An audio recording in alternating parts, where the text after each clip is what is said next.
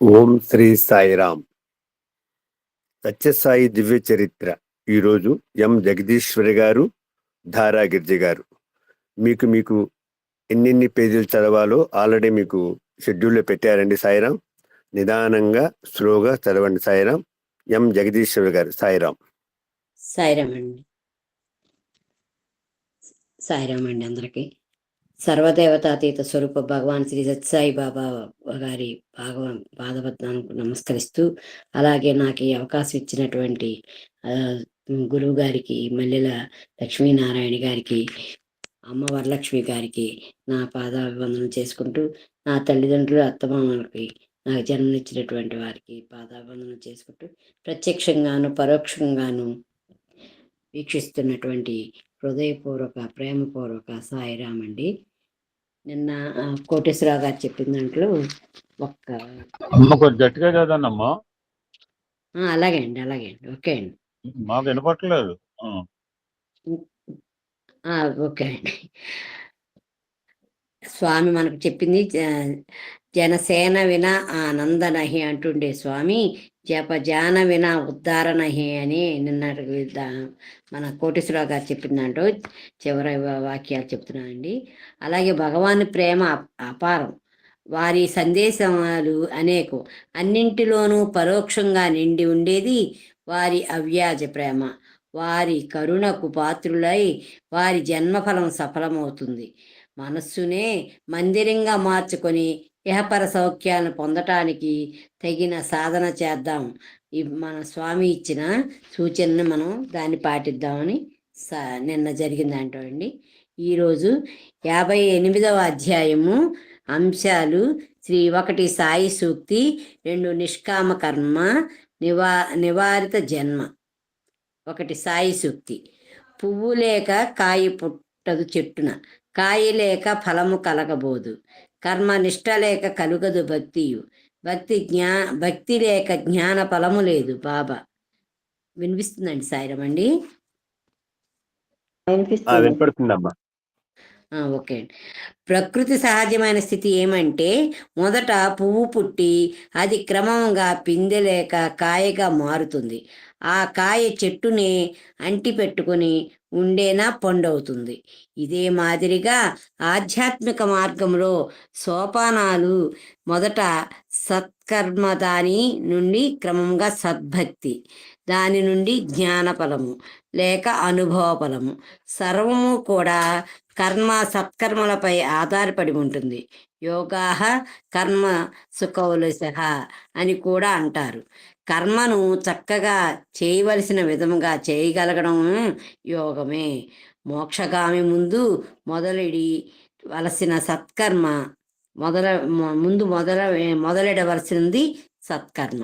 అందువలనే సత్యసాయి సేవా సంస్థలలో సేవ సత్కర్మ ద్వారా మొదలవుతాయి. సర్వం మన స్వామి సేవలో ముందు సేవ చేసుకుంటే కానీ స్వామి గురించి మనకి ఏం విషయం తెలియదని దీనికి. నిష్కామ కర్మ నివారిత జన్మ. రామాయణంలో శబరి అనే కోయపిల్ల కథ చదువుకుంటాం.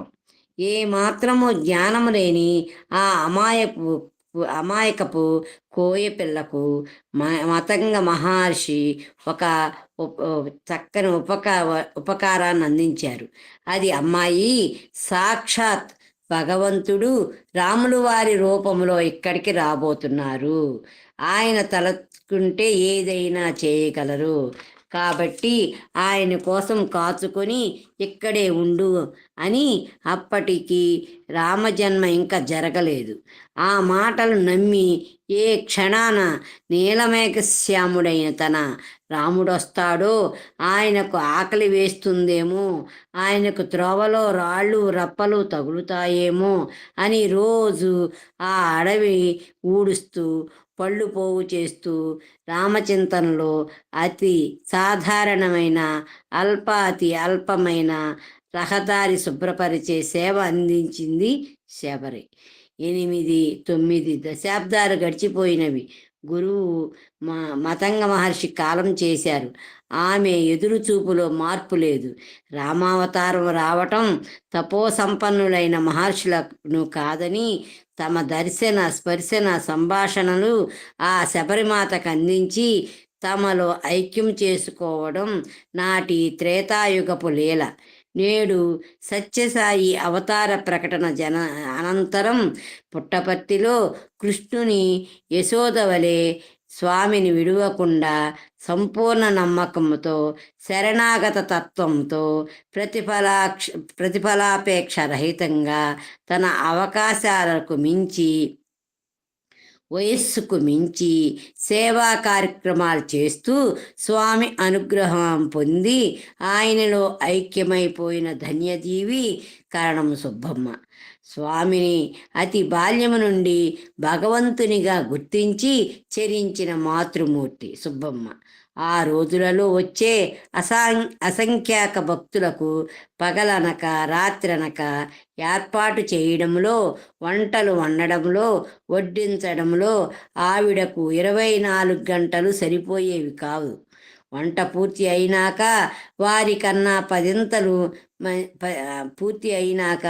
వారికన్నా పదింతల మంది రావడంతో వండింది చాలదేమో అన్న తపన ఆమెకు కలిగేది. ఏ విధమైన వనరులు లేకపోవడం వల్ల ఆమె అన్నింటికీ స్వామినే ప్రార్థించేది. అప్పుడు స్వామి ఆమె ప్రార్థనలు ఆలకించి ఒక కొబ్బరికాయను ఇంకొక కొబ్బరికాయతో పగలకొట్టి ఆ నీటిని ఆహార పదార్థాలపై చల్లి ఆ పదార్థాలు అక్షయం కావడం, అందరితో పాటు ఆమె కూడా ఆనందించడం ఆవిడ నిత్యకృత్య జీవన విధానం అయిపోయింది. అట్టి అదృష్టవంతులు ఎందరుంటారు? వారి పేర్లు తలుచుకున్నా భక్తి పారవస్యంతో మోక్ష సన్నిధిని పొందగలుగుతాము. ఆమె తన కన్నుల ముందు ఆ బాలసాయి వామనావతారునిగా పెరిగి సర్వ ప్రపంచాన్ని తన పాదాక్రాంతం చేసుకోవడం చూచింది.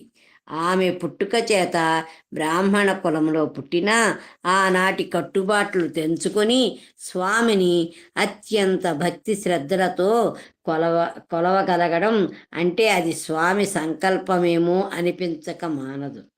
స్వామికై దూర ప్రాంతాల నుండి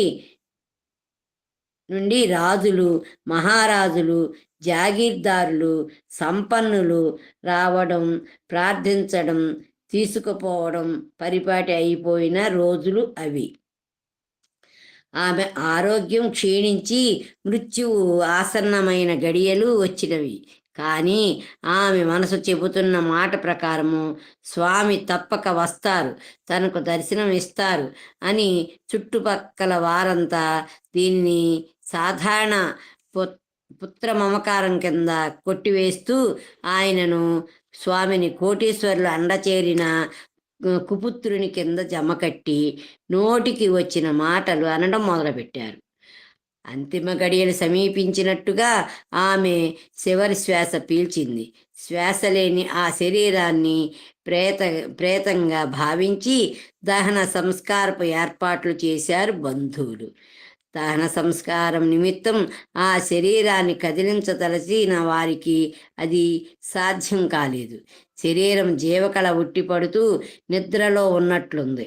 ఒక్క చీమ కానీ పురుగు కానీ దరిచేరలేదు. ఆమె సజీవియా నిర్జీవియా అని సందేహము చూచిన వారందరికీ కలిగింది. ఈ విధంగా 3 రోజులు గడిచినవి.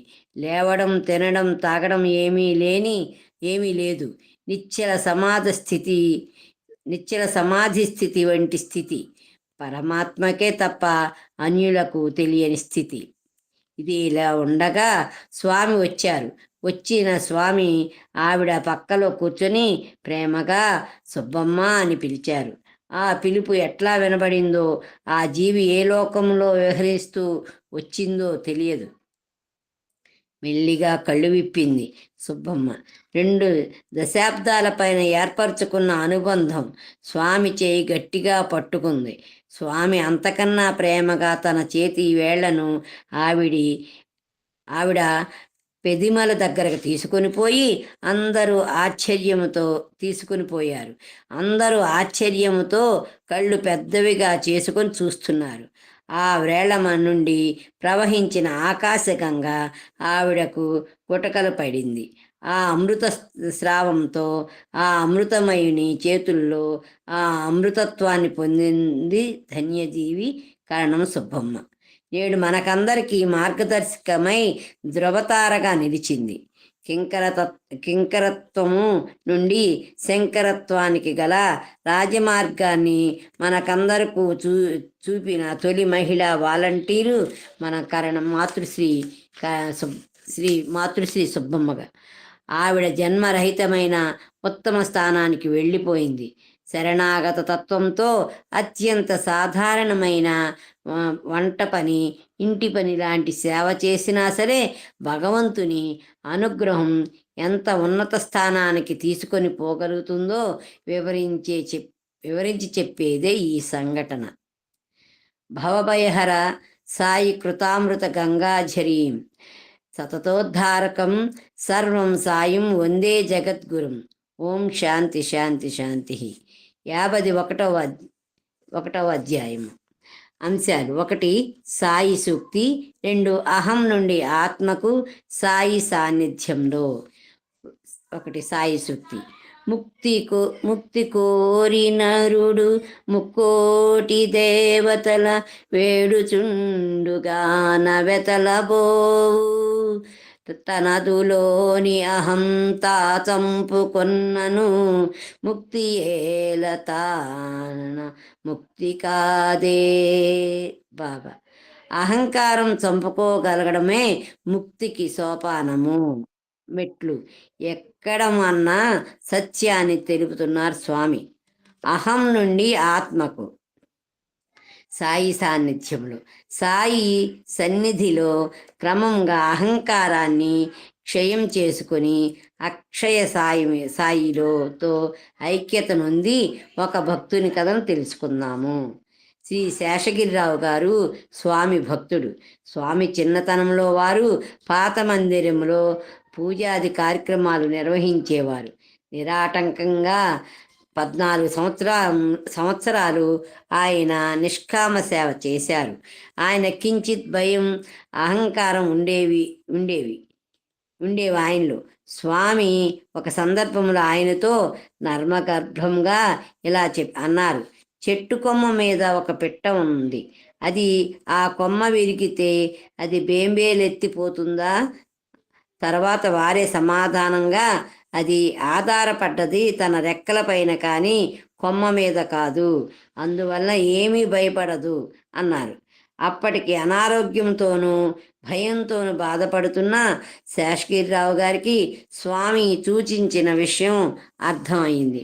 తనకు చివరి గడియలు సమీపించాయని స్వామి మీద నమ్మకాన్ని పెంచుకొని అహంకార మమకారాదులు వేడాలి అన్న నిశ్చయానికి వచ్చిన రావుగారు నిశ్చింతగా మృత్యువును ఆహ్వానించసాగారు.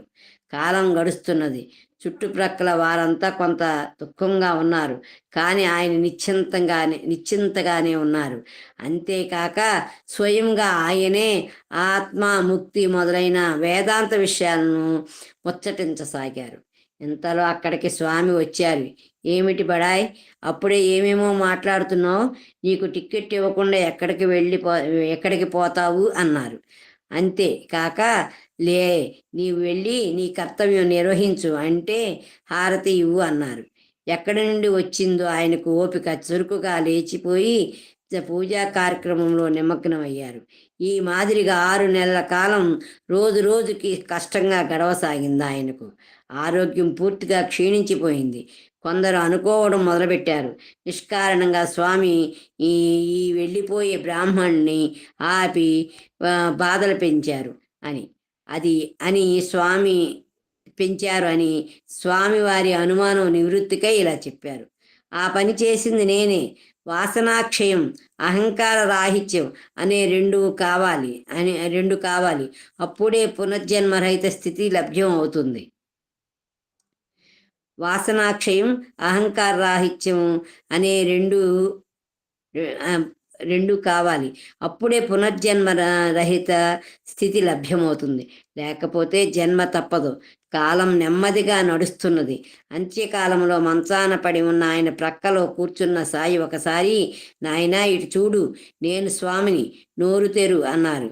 అనంతమైన ప్రేమతో ఒక్క చెంచెడు ఉద్ధరిణితో వేడిపాలు స్వయంగా తమ దివ్య హస్తాలతో అందించారు సాయి. ఆయన వంక వాత్సల్యంతో ఒకసారి చూచి, ఇప్పుడు నీవు వెళ్ళవచ్చు అన్నారు. పరమాత్మని ఆజ్ఞ అయింది. ఆ జీవాత్మ పరమాత్మలో లీనం అయిపోయింది. ధన్యజీవి శేషగిరి స్వామిలో లీనమయ్యారు. అహంకార రాహిత్యమనే ఈ అనంత లోకంలో ఎంతోమంది నిత్య పూజలు చేస్తూ ఉంటారు.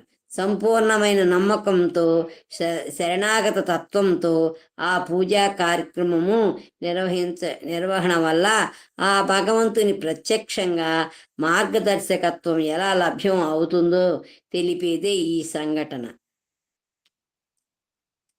కాలకాల స్వరూపంచ కాలదర్ప వినాశకం సతతోద్ధారకం సర్వం సాయం వందే జగద్గురుం.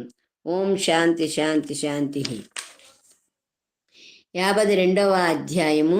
అంశాలు: సాయి సూక్తి, సాయి కృష్ణునిలో లీనమైన కృష్ణమూర్తి, పరమపద ప్రసాద గురుపాదుక, ద్వయం పాదుకల పాప కథ. 1. సాయి సూక్తి. బ్రహ్మ దర్శన భాగ్యంబు పడయ కోరి వెతకబోయేద వెతటికే వెర్రి మనస, అదియ నీలోననున్నది అతటే కనుము, సత్యమును తెలుపు మాట ఈ సాయి మాట. బాబా. భగవద్దర్శనాపేక్షతో ఎంతో మంది సాధకులు రకరకాలైన సాధనలు చేస్తూ ఉంటారు. వారి వారి స్థితిని బట్టి అవి రకరకాలుగా ఉంటాయి. కొందరు తీర్థయాత్రలు చేస్తే, కొందరు యోగాది క్రియలు చేస్తూ ఉంటారు. చివరకు పరబ్రహ్మను దర్శించడం సాధ్యం కాక బయట ఎక్కడ దాన్ని వెతికి కనుగొనలేక వెసట చెందుతారు. తనలోనే దాగి ఉన్న ఆ పరబ్రహ్మ స్వరూపాన్ని ఎక్కడ కనుగొనగలుగుతారు? దాన్ని కనుగొనుటకు అవసరమైన సాధనలు అంతర్గతంగాని బాహ్యం కాదు కదా. నిత్యమైన సతత సత్య సాధన వలన తనలోనే అంతర్గతమై ఉండిన ఆ బ్రహ్మస్వరూపం వ్యక్తం కావటం జరుగుతుంది. ఈ జ్ఞానానికి ఆధారభూతమైనవి వేదములు, ఉపనిషత్తులు. ఉపనిషత్తులు అనగా ఉప సమీపము, నిష్టతో సత్ పరమాత్మ ప్రాప్తిని అనగా నిష్టతో శ్రవణ మనన సాధనలు చేసి వారిని సత్ సమీపమున చేర్పించగల జ్ఞానరాశి అని అర్థము. సృష్టితో పాటు జీవుని నిర్మాణానికి కూడా ఆధారమైనవి పంచభూతాలు. అవి 1 భూమి, 2 జలము, 3 అగ్ని, 4 వాయువు, 5 ఆకాశము అనబడునవి. వీటి ఆవిర్భావం కడు చిత్రమైనది. అవి క్రమంగా ఒకదానిపై ఒకటి ఆధారపడి ఉన్నవి. అనగా భూమికి నీరు, నీటికి అగ్ని, అగ్నికి వాయువు, వాయువుకి ఆకాశము, ఆకాశానికి మూల ప్రకృతి, దానికి పరమాత్మ. కాబట్టి ఇవి ఒకదానికన్నా ఒకటి గొప్పవి, అత్యంత సూక్ష్మములు, విశ్వవ్యాప్తమైనవి. కాబట్టి వీటన్నిటికీ మూలము పరమాత్మయే. అట్టి పరమాత్మను చేరటానికి నిత్య విచారణ, నిజస్వరూప దర్శనం కావాలి. దానికి ఆధారభూతమైన వివరాలు తెలిపే గ్రంథరాశియే ఉపనిషత్తులు. ఉపనిషత్తులను వేదాంతం అని కూడా అంటారు. ఉపనిషత్తులు కేవలం విద్యను బోధించుటయే కాక ఆ విద్యను ఆచరణలో పెట్టి అనుభవంలోకి తెచ్చుకునే ప్రక్రియను బోధించునవై ఉన్నవి. ఆ అనాది కాలము నుండి వచ్చు వేదముల ఉపాంగములే ఉపనిషత్తులు. ఇట్లు అనేక అంగములతో విరాజిల్లునదే వేదము. వేదములు అనంతములైనప్పటికీ ఆచరణలో ఉన్నవి నాలుగే. అవి ఋగ్వేద, యజుర్వేద, సామవేద, అథర్వణ వేదములు. ఒక్కొక్క వేదము అనేక ఉపనిషత్తులుగా విభజింపబడినది. కానీ నేడు ఆచరణలో లభ్యంగా ఉన్నవి 10 మాత్రమే. అవి ఈశ, కేన, కంఠ, ప్రశ్న, ముండక, మా మాండుక్య, తైత్తరీయ, ఐతరేయ, చాందోగ్య, బృహదారణ్యకము అనబడే దశోపనిషత్తులు.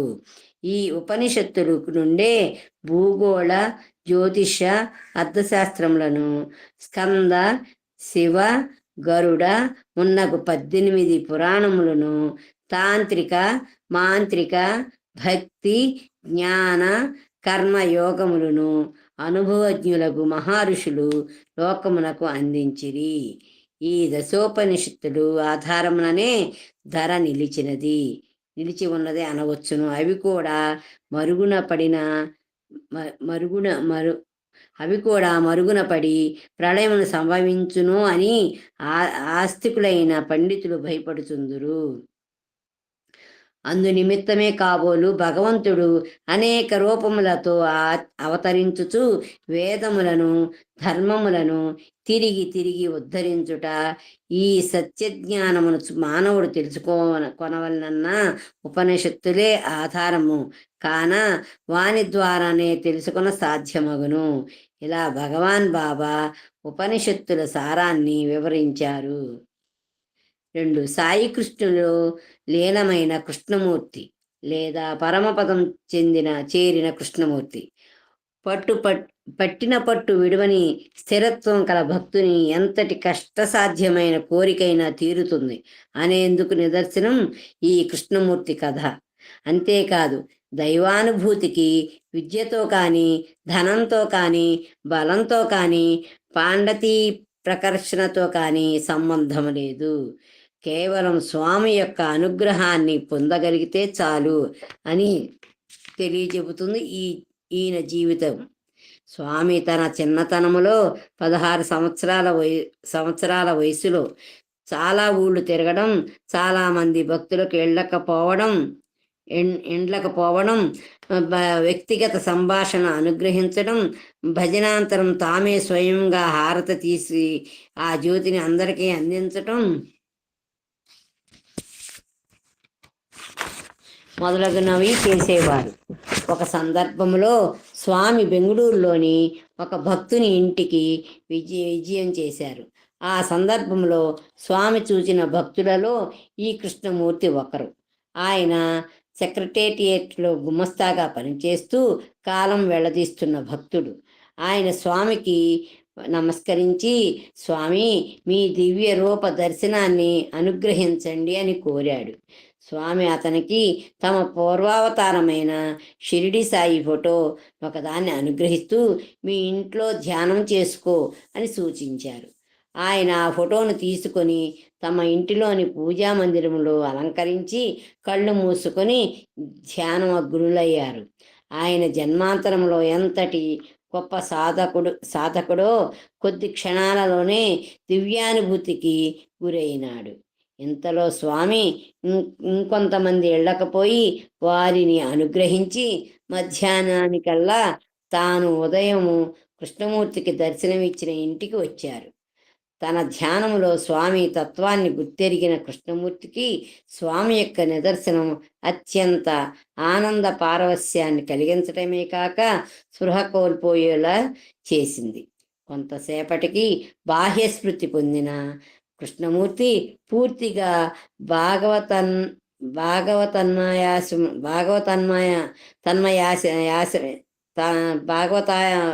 తన్మయ ఆవేశంలో పడిపోయి, స్వామి, మీ పాద దర్శనం స్పర్శనాలను అనుగ్రహించండి అని ప్రాధేయపడటం మొదలుపెట్టాడు. స్వామి అతనితో, బంగారు, వద్దమ్మా, నీవు తట్టుకోలేవు, ఇంకా కాలం ఉన్నది అని చెబుతూ అతనికి అందకుండా జాగ్రత్త వహించారు. భక్తుడైన కృష్ణమూర్తి మూసిన కళ్ళు తెరువక, పట్టు వదలక, ఎందరు బోధించినా వినిపించుకోక, చుట్టుపక్కల వారిని లక్ష్యపెట్టక, తల్లి వెంటబడిన లేగదూడవలే స్వామిని వెంబడించడం మొదలుపెట్టాడు. స్వామి కూడా అతనికి చిక్కకుండా ఆ గదిలోంచి ఈ గదిలోకి తప్పించుకొని తిరగడం వర్ణించనలవి కాని ఘట్టం. చివరకు స్వామి, కృష్ణమూర్తి, నీవు ఇంటికి వెళ్ళు, నీకు అక్కడనే దర్శనం ఇస్తానని చెప్పి తమ కారెక్కి ఇంకొక ఇంటికి వెళ్ళిపోయారు. పట్టు వదలని విక్రమార్కుని వలె కృష్ణమూర్తి మూసిన కళ్ళు తెరవకుండానే స్వామి వెళ్ళిన ఇంటికి కూడా వెళ్ళి ఆ ఇంటి చుట్టూ ప్రదక్షిణం చేసి ఒక కిటికీ చెంత చేరి తిరిగి అదే విధంగా వేడుకోలు చేయసాగాడు. కృష్ణమూర్తి చుట్టాలు అతన్ని బలవంతంగా ఇంటికి తీసుకొని వచ్చారు. కానీ అతని మనసును మాత్రము మార్చలేకపోయారు. స్వామి కూడా బెంగళూరు నుండి పుట్టపర్తి వెళ్ళిపోయారు. కృష్ణమూర్తి ఇంటిలోని పరిస్థితి వేరుగా ఉంది. ఆయన అన్నపానీయాలు వర్జించాడు. ఆఫీసు లేదు, ఏ రకమైన మాట లేదు, ఎవరితోనూ కలియటం పట్టించుకోవటం లేదు. బాహ్యంగా చూసేవారికి అతనికి కేవలం ఒక రకమైన ఉన్మాదం, పిచ్చి అన్న భావాన్ని కలిగిస్తున్నాడు. దీనికి తట్టుకోలేని ఇంటివారు ఆసుపత్రిలో చేర్చగా అక్కడ ఇదే ధోరణి. ఏ మందుని తీసుకోకపోవడం. ఇక్కడ పుట్టపర్తి చేరిన స్వామికి తన భక్తుని స్థితికి హృదయం ద్రవించింది. భక్తుని కోరికకు తామే తల ఒగ్గి ఆతత్రాణులైన స్వామి తమ ప్రక్కనున్న వారితో అతని అభీష్టమే నెరవేరని ఈ పాదతీర్థాన్ని అతనికి అందించండి అని తమ పాదతీర్థాన్ని పట్టుదల, ఓర్పులకు ప్రతిరూపమైన ఆ భక్తునికి స్వయంగా పంపారు. అతి సాధారణ జలంలా ఉన్న ఆ తీర్థంలోని ప్రత్యేకత అతనికి ఎలా అర్థమైందో ఆ స్వామికే తెలియాలి. అత్యంత ఆతురతతో అందుకున్నాడు ఆ భక్తుడు. పాదతీర్థ సేవనంతో అతని భావావేశం తగ్గింది. హాస్పిటల్ నుండి సాధారణ వ్యక్తిలా పరమశాంతంగా ఇల్లు చేరుకున్నాడు. అందరినీ మామూలుగా పలకరించి స్వామి భజన ఏర్పాటు చేయమన్నాడు. తన్మయత్వంతో పరీక్షన్ మహారాజు భాగవత శ్రవణం చేసినట్టుగా స్వామి నామామృతాన్ని గ్రోలాడు. హారతి సమయంలో స్వామికి హారతి తీసి దాన్ని కృష్ణమూర్తి వద్దకు తేగా అతని జీవనజ్యోతి ఆ పరంజ్యోతిలో లీనమైపోయిందని తెలిసిన సభ్యులు ఆనంద దుఃఖాలకు లోనైనారు. ఓర్పు, పట్టుదలతో అమృతత్వాన్ని సాధించిన మహాభక్తుడు కృష్ణమూర్తి విషయంలో తామేం చేశారు అమ్మా? ఈ పేర తాపేనమ్మా. అక్కడ వరకు మీకు ఇచ్చింది సరే, ఆ పేర తాపు సరే. అదే అందుకనే ఇక్కడ వరకే అమ్మా తెలియజేశారు. అక్కడ వరకేనమ్మా. సాయిరామమ్మ. ఓకే అమ్మా, మీకు కంటిన్యూ చేయండి. ఓకే అమ్మా. సాయిరామ్. నాకు అవకాశం ఇచ్చిన స్వామికి, గురువు గారికి, అమ్మ వరలక్ష్మమ్మ గారికి కోటి నమస్కారం చేసుకుంటూ, పాదవందనం చేసుకుంటూ సాయిరామమ్మ.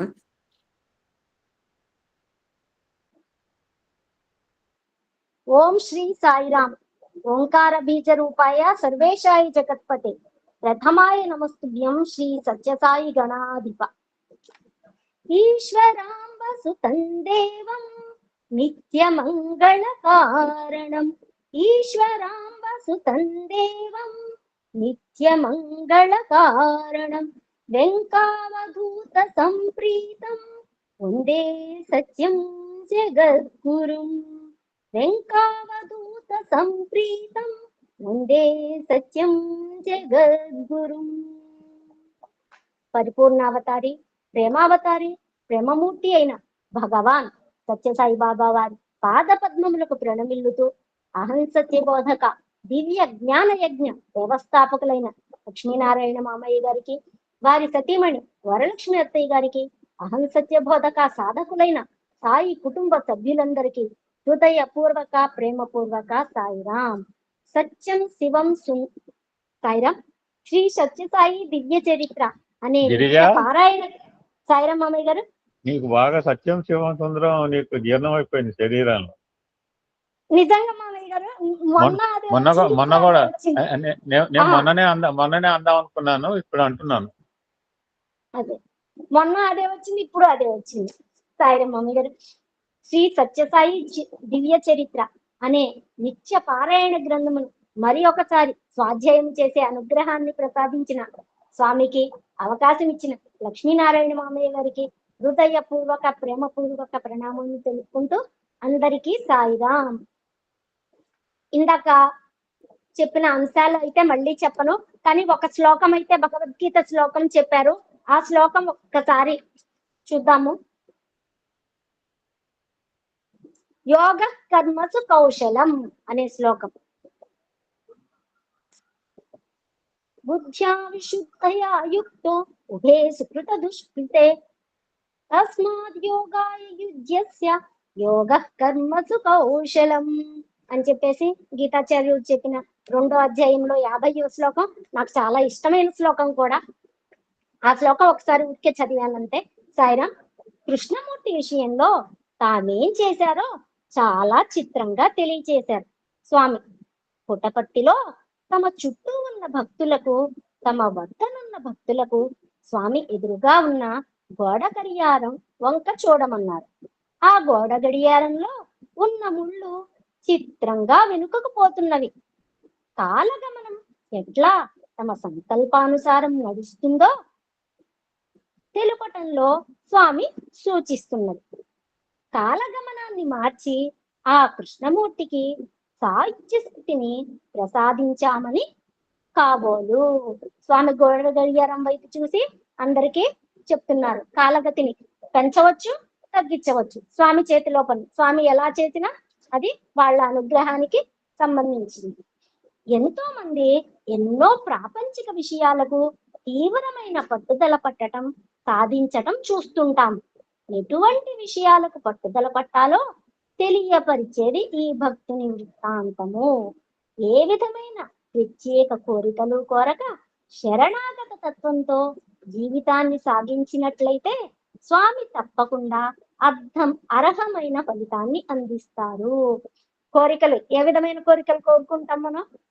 మా అబ్బాయికి ఉద్యోగం రావాలి, మా అబ్బాయికి మంచి కుటుంబం వాళ్ళు రావాలి, మంచి కోడలు రావాలి. నాకు అలాంటి కోరికలే స్వామిని మనం ఎప్పుడు కోరుకుంటూ ఉంటాం. ఎవరం కోరుకున్నా మానవులం కాబట్టి. కానీ అలాంటి కోరికలు కోరుకోకూడదు. స్వామికి కోరుకోవాల్సింది, కోరుకుంటే కోరింది ఇస్తారు, కోరుకోకపోతే అన్ని స్వామి ఇస్తారు అని స్వామి తెలియజేశారు. అందుకని అలాంటి అర్హమైన ఫలితాన్ని కృష్ణమూర్తి గారు పొందారు అని చెప్పేసి తెలియజేశారు. పరమపద ప్రసాద గురు పాదుక ద్వయం అంటే పాదుకల పాప. సర్వద్వందాలు నశింపచేసేవి గురు పాదుకాద్వయం.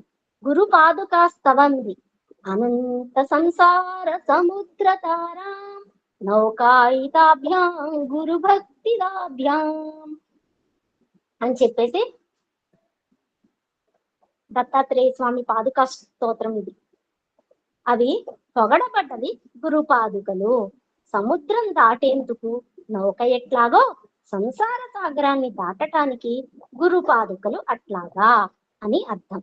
అటువంటి ఆ సద్గురువైన సత్యసాయి పాదుకలను కొద్ది కాలం భక్తి ప్రపత్తులతో సేవించుకున్నంత మాత్రంగా వివేక వైరాగ్యాలు కలుగుతాయి. ద్వంద్వాలు అతిక్రమించగల స్థిర బుద్ధి లభ్యం అవుతుంది. కాబట్టి ఎంత శ్రద్ధాభక్తులతో ఆ పాదుకలను సాక్షాత్ స్వామి యొక్క ప్రతినిధులుగా భావించి ధరించాలో తెలిపే ఒక అపూర్వ సంఘటన తెలుసుకుందాం. ఆ రోజుల్లో స్వామి సాయంత్రాలు తమ భక్తులతో చిత్రావతి ఇసుక తెన్నెల్లో భజనలు చేయిస్తూ వారికి భక్తి మార్గం మీద నమ్మకాన్ని కలిగిస్తూ గడిపేవారు. ఆ సమావేశాల తరువాత ఒక చిన్న 8 సంవత్సరాల బాలిక కొద్ది రోజుల పాటు స్వామివారి పాదుకలు ముద్దుగా తెచ్చి వారి పాదాల యందు ఉంచటం చేసేది. అవి ధరించి స్వామి మందిరానికి తిరిగి వచ్చేవారు. కొద్ది రోజులు అట్లా గడిచింది. ఆమె సేవలకు భక్తికి సంతోషించి ఒకరోజు ఆ వరాల దేవుడు, అమ్మాయి నీకు ఏమి కావాలి అని ప్రశ్నించారు. ఎంతటి భగవద్భక్తో, ఎంతటి సంస్కార బలమో, ఎన్నెన్ని జన్మల తపో ఫలితమో. ఆమె ఏమాత్రం తడబడక, స్వామి మీ పాదాల చెంత శాశ్వత స్థానం ప్రసాదించండి. ఇది మనం సత్యం శివన్ సుందరంలో చదువుకున్నదే. అది చాలా ఎక్కువగా ఉంది, ఇది కొంచెంగా స్వామి ఇచ్చారు మనం అని కోరింది. ఇది ఎవరు ఊహించని స్థితి. ఆమె దృఢత్వాన్ని అందరికీ తెలియచేయటానిక అన్నట్లు ఆమెతో స్వామి, అమ్మాయి నీ తల్లికి నీవు ఒక్కటివే బిడ్డవి. నీ తండ్రి పోయినా నిన్ను చూచుకొని నీ తల్లి జీవిస్తుంది. నీవు కూడా పెద్దదానివై ఎన్నో పనులు చేయాలి. అలాంటి కోరిక ఎందుకు అని చెప్పేసి స్వామి అడుగుతున్నారు అని వారించే ప్రయత్నం చేశారు. కానీ ఆమె పట్టు వదలక తన కోరిక తీర్చమని, ఒకవేళ తనకు వివాహం అయినట్లయితే అప్పుడు మాత్రం తన తల్లి తనని విడవవలసిన స్థితి ఉన్నది కదా అని పదే పదే వివేకవంతంగా బ్రతిమిలాడింది. చివరకు స్వామి సరేనని తమ అనుగ్రహాన్ని చూపారు. ఆ తరువాత వచ్చిన గురువారం రోజు ఆమె ఉదయమే మేల్కొని తలంటి పోసుకొని కొత్త బట్టలు ధరించి తల్లితో పూజా ద్రవ్యాలు తెప్పించుకొని మనసారా స్వామిని అర్పించుకొని పూజా గదిలోనే స్వామి పటం వంక చూస్తూ సాయుధ్యం పొందింది. ఆ బాలిక అటువంటి వరం కోరటమే చిత్రం కాక ఆ కోరిన వరం ప్రసాదించటం అంతకంటే చిత్రం. అంతేకాక తల్లికి కూతురు ఒక్కతే కాబట్టి అట్టి వియోగాన్ని సాధారణంగా భరించటం సాధ్యం కాదు. కానీ ఆ పాప కోరిక తీర్చిన స్వామి ఆ తల్లికి వియోగాన్ని భరించే శక్తి కూడా ప్రసాదించారు. దాంతో జరిగిన సంఘటన వల్ల ఆమె కుమిలిపోక స్వామి సన్నిధిలో శేష జీవితం గడిపి ఆనందించింది. వారు ఎంత ధన్యజీవులో కదా. వయస్సుతో నిమిత్తం లేక ధ్రువకుమారుని వలె జన్మాంతర సంస్కారాలు ఎలా ఉంటాయో తెలిపే కదా ఇది. ప్రాపంచిక మోహాలకు ఏమాత్రం లోను కాని వారికి స్వామి ఎటువంటి స్థితిని అందించగలుగుతారో వివరించే సంఘటన ఇది. శ్లోకం: ధన్యోహం అతి భాగ్యోహం మాభితోహ మహాత్మభిం సతతోద్ధారకం సర్వం సాయం వందే జగద్గురుం. ఓం శాంతి శాంతి శాంతి. 53వ అధ్యాయము. అంశాలు: 1 సాయి సూక్తి, 2 ధ్యానము చేయు విధానము, సర్వమంత్ర సరసాయి, 3 సన్మార్గ అంటే సత్మార్గదర్శక సాయి. సాయి సూక్తి: సత్యంబునందునే సర్వంబు సృష్టించే సత్యంబునందనగ సర్వ సృష్టి సత్య మహిమలేని స్థలి ఏది కనుగొన్న శుద్ధ తత్వమగుచు చూడరయ్యా. బాబా వచ్చింది. సర్వానికి అది సత్. సత్ అంటే సత్యము. సర్వానికి ఆధారం సత్. సర్వం పుట్టింది అందులో నుంచే, సర్వం చివరికి అణిగిపోయేది అందులోనే.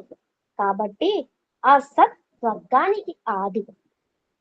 అది అనుభవంలోకి తెచ్చుకోవడమే సర్వ తత్వాల అవగాహన. జీవన్ముక్త స్థితి, మృత మరియు అమృత తత్వాలకు అతీతమైన విశిష్ట స్థితి.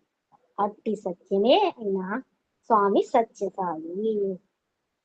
ధ్యానము చేయు విధానం: భూమి కంటే కొంచెం ఎత్తైన ప్రదేశం, 1 లేక 2 అంగుళాల ఎత్తున్న పీటపై గర్భచాప పరిచి, దానిపై కృష్ణాజీనము, దానిపై తెల్లటి గుడ్డ పరిచి, ఆ ఆసనంపై పద్మాసనంలో ధ్యానముద్రలో కూర్చుండవలని.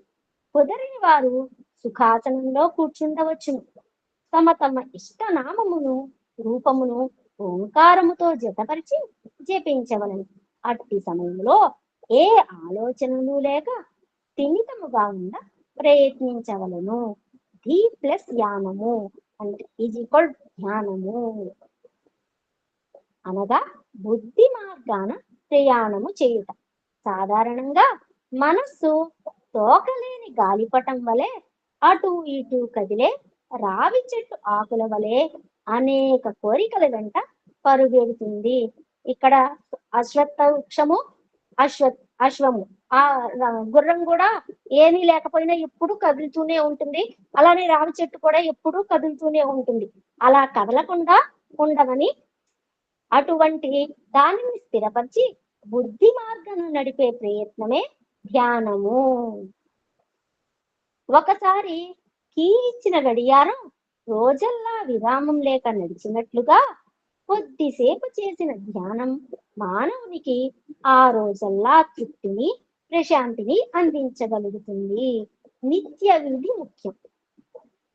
తెల్లవారుజామున 3 గంటలు మొదలు 5 గంటల వరకు ఎప్పుడైనా ఈ రీతిగా ధ్యానము చేయవచ్చును. 4 గంటలు ఉత్తమమైన సమయము. ధ్యానం చేసుకోవటానికి కూడా స్వామి ఎంత చక్కగా సమయాన్ని తెలియజేశారు. 4 గంటలకు అంటే బ్రాహ్మీ ముహూర్తం. బ్రాహ్మీ ముహూర్తం సమయంలో ధ్యానం చేస్తే అది ధ్యానం ఏ ధ్యానమైనా అవ్వచ్చు. అది ఎటువంటి ధ్యానమైనా మనకు పిల్లలకైతే మనం చెప్తాం, చిన్న పిల్లలు చదువుకునే పిల్లలకి 4 గంటలకి చదువుకుంటే నీకు చాలా బుద్ధి కుదురుగా ఉంటుంది, నువ్వు ఎగ్జామ్స్ బాగా రాస్తావు అని చెప్పి మనందరం చెప్తూ ఉంటాం. ఆ టైంలో ఏది చేసినా మంచి ఫలితాన్ని ఇస్తుంది అని చెప్పి స్వామి తెలియజేశారు. మొదట నిద్రను అరికట్టవలను. నిద్ర వచ్చుచుండిన చల్లని నీటితో స్నానము చేయవలను. కాలక్రమంలో మార్పు రానియకుండుట ముఖ్యము. ఈ రీతిగా ధ్యాన సాధన అభ్యాసపరిచిన అతి త్వరితముగానే అనుగ్రహమునకు పాత్రులు కాగలరని స్వామి ధ్యాన వాహినిలో బోధించారు. సర్వ మంత్ర సార సాయి గాయత్రి మహామంత్ర.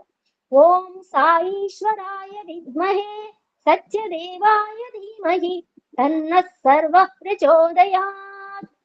తాత్పర్యం: శ్రీ సత్యసాయిని సాక్షాత్తు భగవంతుడని, ఈశ్వరుడని గురువు వల్ల, శాస్త్రాల వల్ల, స్వానుభవం వల్ల తెలుసుకొనుచున్నాం.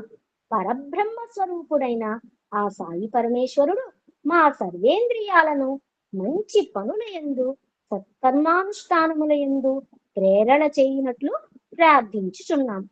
ఆ సత్యసాయి మూర్తిని సత్యస్వరూపుడు, చిత్స్వరూపుడు, జగద్వ్యాపకుడు, సర్వదేవతా స్వరూపినిగా నా హృదయంలో ధ్యానించుచున్నాను. ఈ గాయత్రికి అధిష్టాన దైవం శ్రీ సత్యసాయీశ్వరుడే. ఋషి గండికోట సుబ్రహ్మణ్య శాస్త్రి గారు. గాయత్రి ఛందస్సు 24 అక్షరాలతో, 3 పాదాలతో, పాదానికి 8 అక్షరాలతో ఉన్న గాయత్రి ఛందస్సుతో కూడిన మంత్రం. ఒక్కొక్క అక్షరానికి ఒక్కొక్క సంఖ్య సాంకేతికం. ఈ గాయత్రికి వరరుచి సూత్ర ప్రకారం వెరసి సంఖ్యాక్షర విలువ 108. వరరుచి అంటే పాణిని మహర్షి వ్యాకరణాన్ని రాసిన దానికి విశ్లేషణ మొత్తం అంతా వివరణ ఇచ్చినది వరరుచి మహర్షి. ఆయన సూత్రం ప్రకారం విలువ 108 అని తెలియజేశారు. అవి మరలా కలిపిన ఎడల సంఖ్యాశాస్త్రం ప్రకారం భగవంతుని ఎరుకను వ్యక్తం చేసే 9 సంఖ్య వచ్చును. ఈ మంత్ర విశిష్టతలలో ఇది ఒకటి. 8 మానవత్వము, 9 దైవత్వానికి అని చెప్పేసి మనం శ్రీమాన్ బ్రహ్మశ్రీ డిఎస్ శాస్త్రి గారు చెప్తూ ఉన్నారు. మనం వింటూ ఉన్నాము. మనము 9కి ప్రయాణం చేయటానికి స్వామి అనుగ్రహాన్ని కోరుకుంటూ ఉన్నాం. సన్మార్గ అంటే సత్మార్గ దర్శక సాయి. ఆ సత్స్వరూపుని లీలలు అనంతం. వారి పాదాలను శ్రద్ధాభక్తులతో సృష్టించిన భక్తులు మృతత్వాన్ని మరియు అమృతతత్వాన్ని కూడా దాటి సాక్షాత్తు సాయి అంటే సత్తుగా భాషిస్తారు. వారు సుఖ దుఃఖాది ద్వంద్వాలకు అతీతులవుతారు. ఇక్కడ ద్వంద్వాలు అంటే మనం రుద్రంలో అన్ని ద్వంద్వాలు, తర్వాత త్రిపుటి అని చూస్తున్నాం. సుప్రీం ద్వంద్వం ఏంటంటే అహంకారం, మమకారాలు. ఆ రెండిటికి దూరంగా ఉంటే మనము సన్మార్గంలో ప్రయాణం చేస్తాం. స్వామి సన్నిధిలో సత్కర్మాచరణలో సద్గంధమైన సనాతన సారథి ప్రచురణలో తలమునకలుగా పాల్గొన్న భక్తుడు శ్రీ లోకనాథ నాయకర్. ఆయన ధర్మపత్ని, భర్తకు తగ్గ ఇల్లాలు. అది 1964వ సంవత్సరం నవంబర్ నెల చివరి భాగం. స్వామి పుట్టినరోజు పండుగ కోలాహలం అప్పుడప్పుడే సద్దుమణుగుతుంది. లోకనాథం గారు మందిరంలో స్వామి భజన కార్యక్రమంలో పాల్గొని ఉన్నారు. స్వామి అతన్ని ప్రేమగా పిలిచి ఇంటికి పోయి పడుకోమన్నారు. స్వామి అట్లా ఎందుకన్నారో తెలియదు. సంపూర్ణ ఆరోగ్యవంతుని అప్పటిదాకా అనేక కార్యక్రమాలలో పాల్గొన్న వాణిని ప్రత్యేకంగా పిలిచి ఇచ్చిన ఆదేశం అది. లోకనాథం గారు కూడా ఆ లోకనాథుని ఆజ్ఞను తూచా తప్పక ఆచరించారు. ఎందుకు అని కాని, ఏమిటి అని కాని అడగక ఇంటికి పోయి పడుకొని స్వామిని గురించే ఆలోచించడం మొదలు పెట్టారు.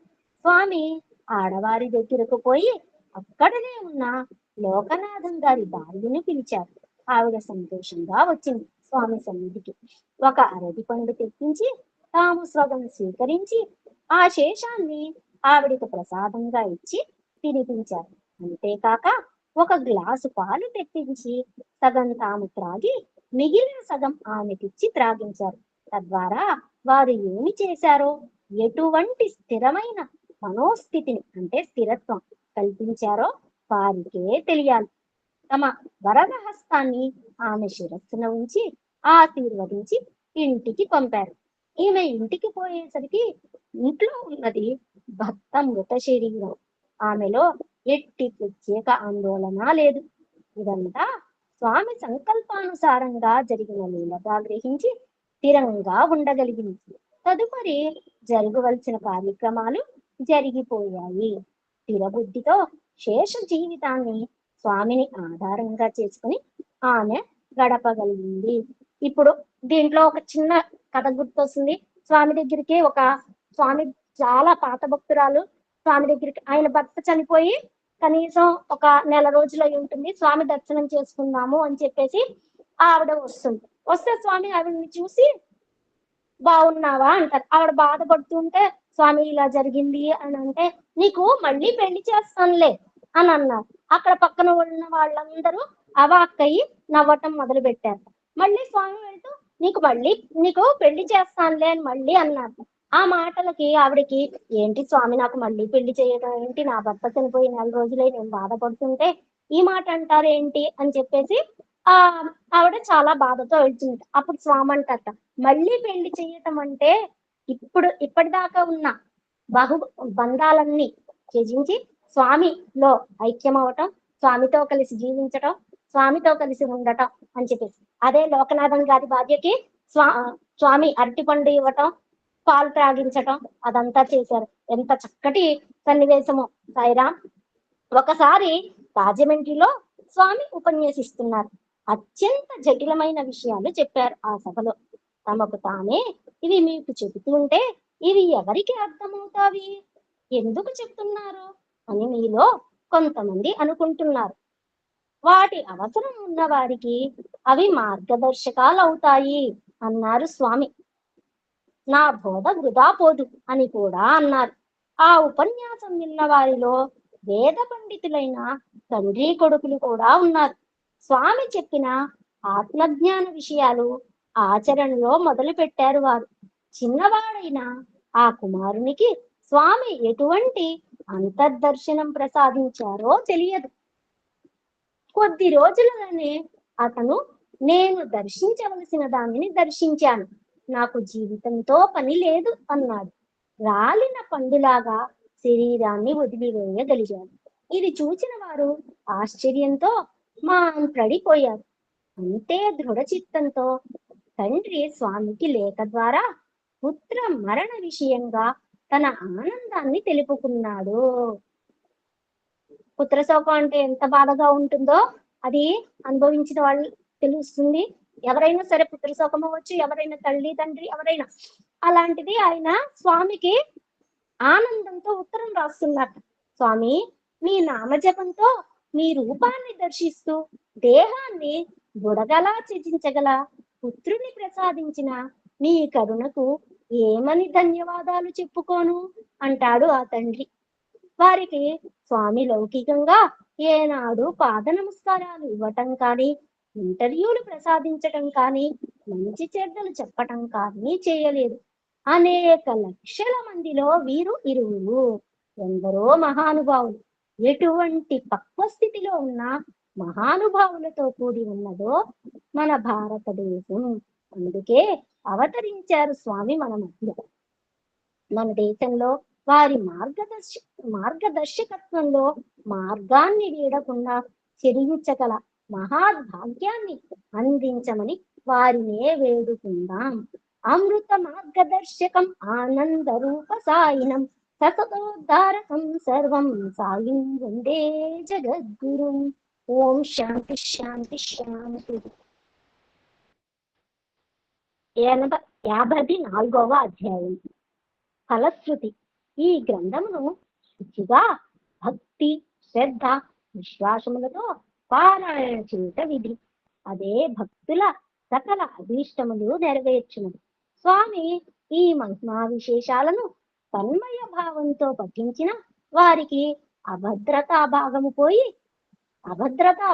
పోయి సదా తమ వెన్నంటి దైవభక్తి తోడుగా ఉందనే మనోధైర్యం కలుగుతుంది. శరణాగతి సాధించగలిగినచో భగవానుడు కట్టెదుటనే నిలిచి సాయి అంటే ఓయి అంటూ దరి చేర్చుకుంటారు. ఈ సచ్చరిత్రను సప్తాహ పారాయణగా గురువారం మొదలుపెట్టి గురువారంతో ముగించి తిరిగి గురువారం నాడు పీఠికను చదివి ముగింపు చేయవలను.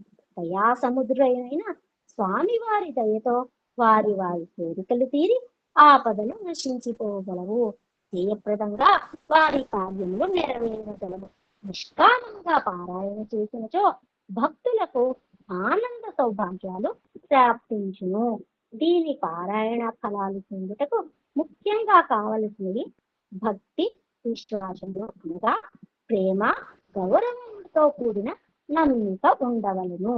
నిశ్చల భక్తితో రోజుకొక అధ్యాయము పారాయణ చేసిన మనశ్శాంతి, ఆత్మస్థైర్యం కలుగుతుంది. సత్గ్రంథ పఠనమునకు తిథి, వార, నక్షత్రములు లేవు. ప్రతిరోజు ప్రతిక్షణం పవిత్రమైనవే. పర్వదినాలలో పారాయణ విశేష ఫలదాయకం కాన చేయుట శ్రేష్టము.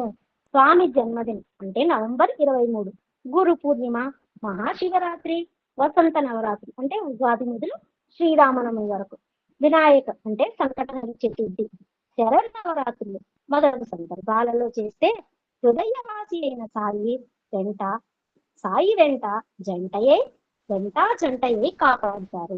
మాసానికి ఒకసారి పారాయణం చేసిన స్వామి తత్వం కొంతవరకు అవగాహన కలుగుతుంది. ఎవరెవరే కామిత ఫలములతో పారాయణ చేసిన వారి ఇష్టకామ్యములు సిద్ధించి ఆధ్యాత్మిక పథంలో అడుగు పెట్టగలుగుతారు. విద్యార్థులు వారి విద్యలో కృతార్థులగుటకు ఆత్మవిశ్వాసములు పొందుతారు. గృహిణులు పారాయణ చేసిన నిత్య జీవితంలో స్వామి అండదండలను పొందుతున్నామన్న భగవతాను ధీమాను పొందుతారు. వేయేల సర్వులకు సూక్ష్మంలో మోక్షం వలె తారక మంత్రం. ఎంత శ్రద్ధాభక్తులతో కూడిన పారాయణ అయితే అంత మంచి ఫలితం తథ్యం. భగవంతునికి భక్తునికి మధ్యనున్న అడ్డు తెర తొలగిపోయి ఆధ్యాత్మికోన్నతి లభిస్తుంది. భగవానుని దివ్య చరిత్ర అది అంతము లేనిది. కాళీపులకనయంగా స్వామి విభూతులు, ఉపదేశాలు, సందేశాలు, ఉద్ధరణలు, సంస్కరణలు సృష్టించిన ఈ దివ్య చరిత్ర పారాయణ చేసి ఇష్టకామ్య సిద్ధి పొందుదురుగాక అని ప్రార్థిస్తూ స్వామి వారి దివ్య చరణముల మూలను విన్నపములు 10,000. కుంభావసరస్వతీం స్వాం పురుషార్థ ప్రదాయకం సతతోద్ధారకం సర్వం సాయం వందే జగద్గురు. లీలాగంధ సమన్వితం గంధిత్రయ విభేదకం సర్వావతార సార సచ్చరితం సాయి చరితం. సర్వే జనా సుఖినో భవంతు. లోకా సమస్తా సుఖినో భవంతు. సాయి ఓం తత్. ఇది శ్రీ సత్యసాయి దివ్య చరిత్ర అనే నిత్య పారాయణ గ్రంథము సంపన్నం. యదక్షర పద భ్రష్టం మాత్రాహీనంత యద్భవే తత్సర్యం క్షమ్యతాం దేవ. వెనకాల కూడా కంటిన్యూ చేయి. చేయమని గారు వెనకాల కూడా అది కూడా ఓకే. చదువు. ఓకే. సాయిరామ్. మంగళ హారతులు.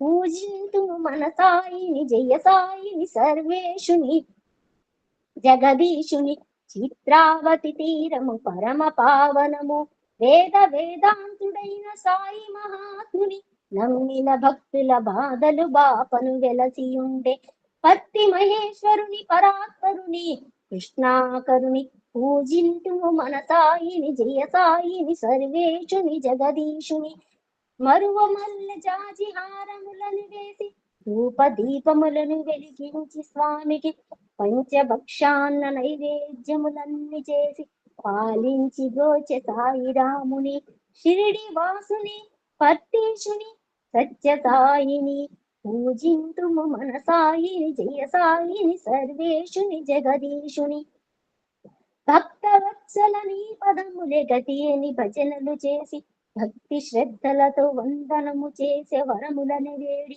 మంగళము పాడి జయహారతి మంగళహారతి ముత్యాల హారతి కర్పూర హారతి. ఓం జై జగత్. హారతి ఉంది మామయ్య గారు. మొత్తం చదువు ఏది వదిలిపెట్టు. ఓకే. ఓం జై జగదీశ హరే స్వామి సత్య సాయి హరే భక్త జనా సంరక్షక పత్తి మహేశ్వర. ఓం జై జగదీశ హరే శశివదనా శ్రీకరా సర్వా ప్రాణపతే స్వామి సర్వా ప్రాణపతే ఆశ్రిత కల్పలతీక ఆశ్రిత కల్పలతీక ఆపద్బాంధవ. ఓం జై జగదీశ హరే మాత పితా గురుదైవము మదియంతయు నీవే స్వామి మదియంతయు నీవే నాద బ్రహ్మ జగన్నాథ నాద బ్రహ్మ జగన్నాథ నాగేంద్రాశయన. ఓం జై జగదీశ హరే ఓంకార రూప ఓజస్వి సాయి మహాదేవ సత్య సాయి మహాదేవ మంగళహారతి అందుకో మంగళహారతి అందుకో మందర గిరిధారి.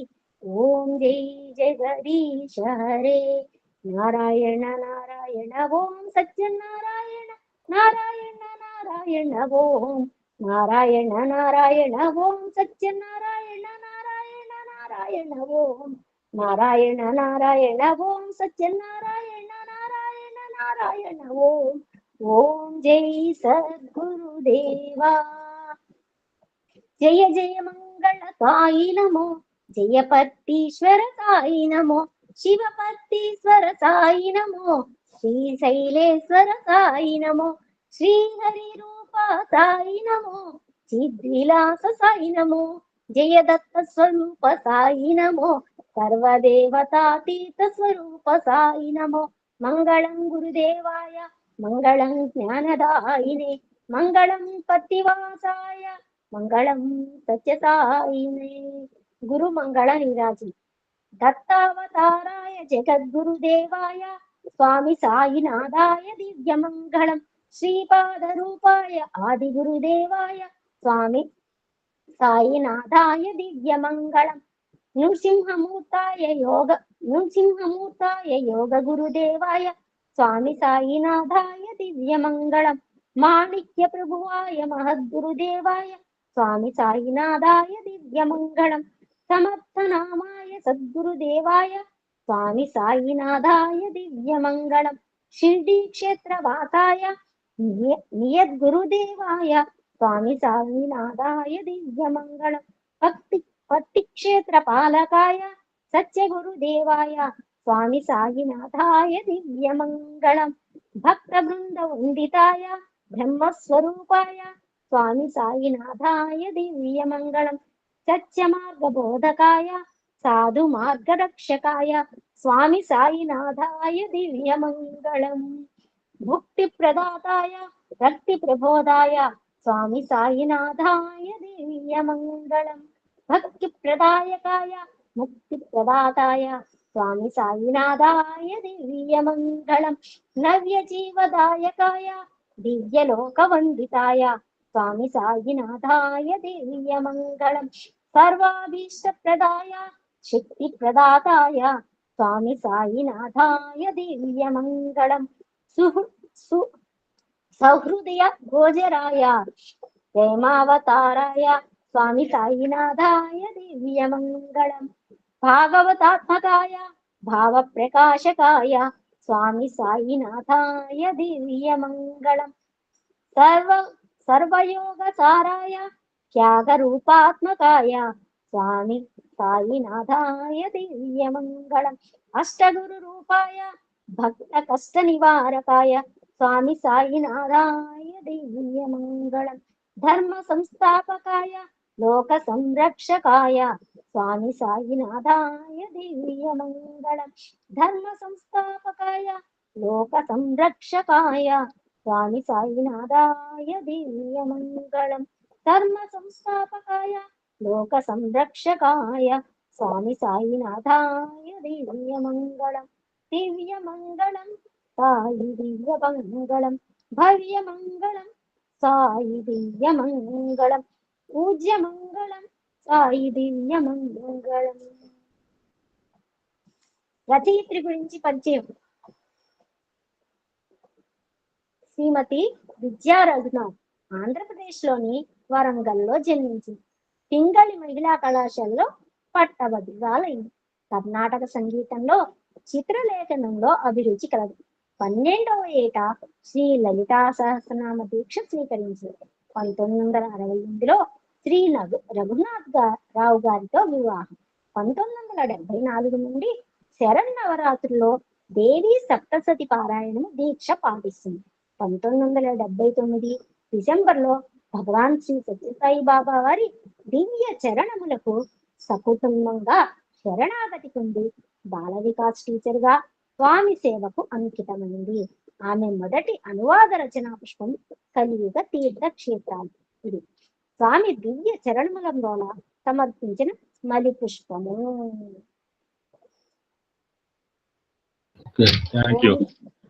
చెప్పు. నాకు ఈ అనుగ్రహాన్ని ప్రసాదించిన స్వామికి, నాకు ఈ అవకాశం ఇచ్చిన లక్ష్మీనారాయణ మామయ్య గారికి హృదయపూర్వక ప్రణామం తెలుపుకుంటూ, ఇప్పటిదాకా శ్రద్ధగా విన్న శ్రోతలందరికీ సాయిరాం. నాకు చిన్న మాట చెప్తున్నాను. నాకు నిన్న మాస్టరు మీరు చెప్పారు ఈ రోజుతో కంప్లీట్ చేసేయాలి అని. నాకు ఇస్తే బాగుండు ఆఖరిది అని మనసులో అనుకున్నా. నేను మాస్టర్ దగ్గర ఎవరి దగ్గర మనసులో అనుకున్నా. కానీ మాస్టర్ ఫోన్ చేసి చివరిది నీకే వచ్చిందమ్మా అన్నారు. స్వామి నా కోరికను తీర్చారు అని చెప్పేసి చాలా ఆనందంగా, అసలు ఎంత ఆనందంగా ఉంది అంత ఆనందంగా ఉంది. నిన్న స్వామి అనుగ్రహంతో ఉపోషము. ఈ రోజు ఇప్పటి వరకు ఇంకా ఏమీ తీసుకోలేదు. సాయిరాం.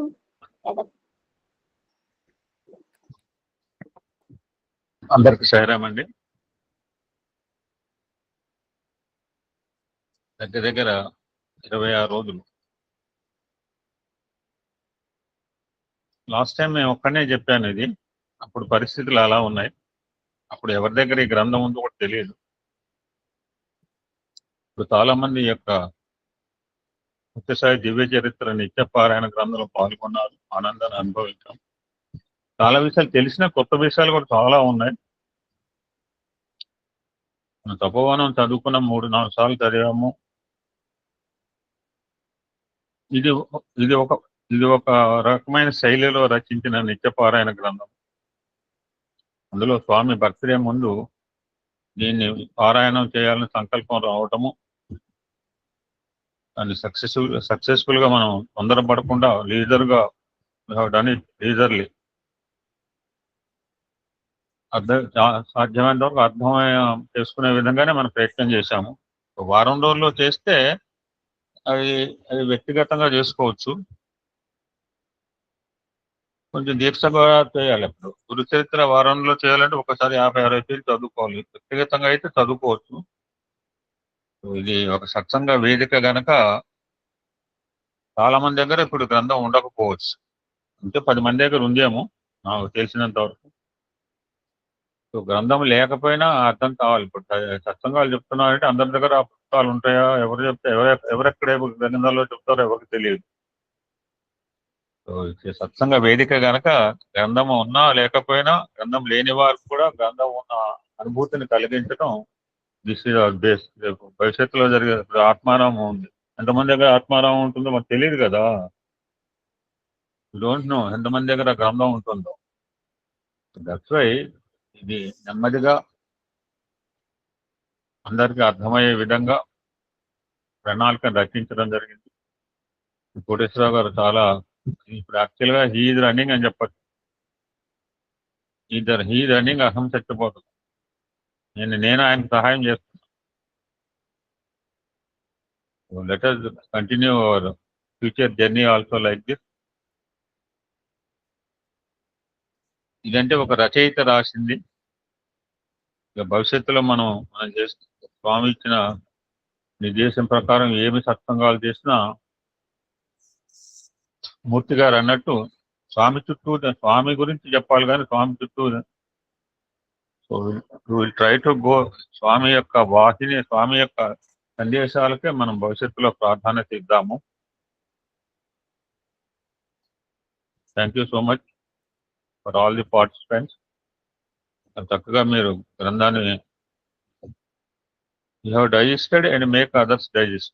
మనకు అరిగితే తప్పితే వేరే వాళ్ళు మనం అరిగించే అవకాశం ఉండదు. Thank you Sairam. దగ్గర 11 మంది ఈ యొక్క ప్రాజెక్ట్ లో పాల్గొన్నారు. నేను అనుకుంటా బహుశా శ్రోతలందరూ కూడా ఆనందం పొంది ఉంటారు ఈ గ్రంథం యొక్క సత్సంగం ద్వారా. లెటర్స్ కంటిన్యూ ఒక 10 నిమిషాలు. ఇప్పుడు వేరే వాళ్ళు మాట్లాడొద్దండి. Letters continue this. వచ్చే రేపు రుద్రం సత్సంగం ఉంటుంది. సో మంగళవారం నుంచి you can go for Atmaramam. I will make introduction. కొన్ని పేజీలు చేసిన తర్వాత మా మేడం చదవాలని కోటేశ్వరరావు గారు ఆకాంక్ష. నేనేం ఇప్పుడు మా ఇంట్లో మేడం అని చెప్పి నేను ఎప్పటికి కూడా మీకు ఇచ్చిన సత్సంగాలు ఇవ్వలేదు. మీరు అందరికీ తెలిసే ఉండదు. You have done more satsanga than my life partner. So Koteswara Rao garu నాతో వ్యక్తిగతంగా అన్నారు, ఒకసారి ఆత్మారామం మేడం వదిన గారి చేత ప్రారంభం చేద్దామన్నారు. So I said yes. So Swami యొక్క దివ్య కృప చేత మనం మళ్ళీ మంగళవారం నుంచి ఒక కొత్త ప్రాజెక్ట్ వెళ్ళే అవకాశం ఉంటుంది. So let us continue. నేను చెప్పే సత్సంగాల్లో కొంతసేపు 10 నిమిషాలు ముచ్చటించుకుని యూ కెన్ కంక్లూడ్ టుడే అండి.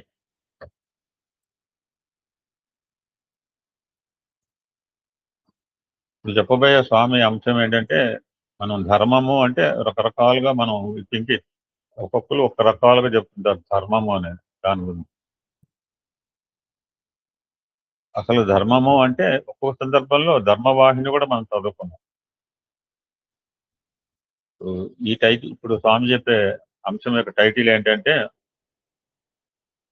దైవ చింతనే నిజమైన ధర్మం అనే అంశం మీద స్వామి ఏం చెప్తారో తెలుసుకునే ప్రయత్నం చేద్దాం. కొద్ది నిమిషాలు మాత్రమే.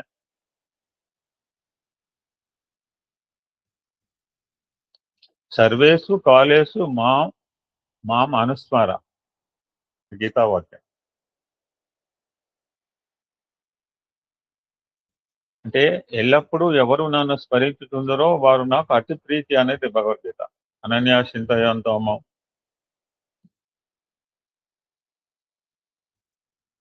ఎవరంటే ధ్రువులాగా, ప్రహ్లాదులాగా, మార్కండేయులాగా, ఇందాక చెప్పిన దాంట్లో ఒక భక్తుల్లాగా. This is the Gita promise. Whatever the present day society గురించి చెప్తున్నారు స్వామి. నవేడేస్ ఈ కలికాలంలో వృద్ధులే ఆధ్యాత్మిక మార్గం అందు ప్రవేశించుతున్నారు. అంటే బాల వికాస్ వస్తున్నారు. That's different. Swami telling in general.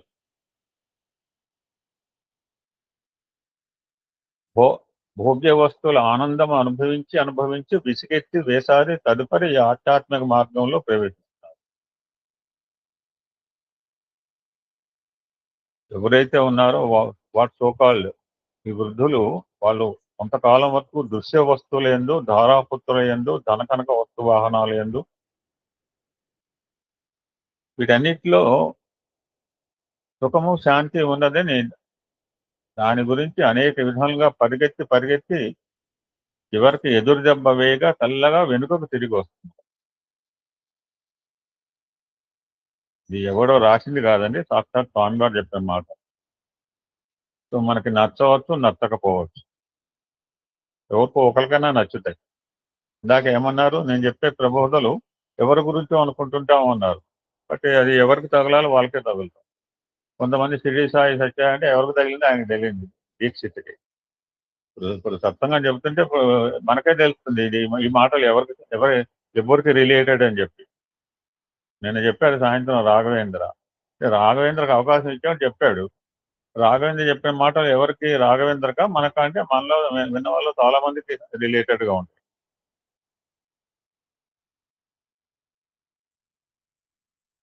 అద్భుతమైన మాట చెప్పాడు. స్వామి ఎమోషన్స్ కి లొంగడు. స్వామి ప్రేమ స్వరూపుడే. ఎంత పెద్ద ప్రేమ స్వరూపుడైనా ఖచ్చితంగా ఉంటారు. సో స్వామి వంగేది డివోషన్ మాత్రమే, నాట్ ఎమోషన్ అని చెప్పాడు. నేను అద్భుతమైన మాట చెప్పాడు.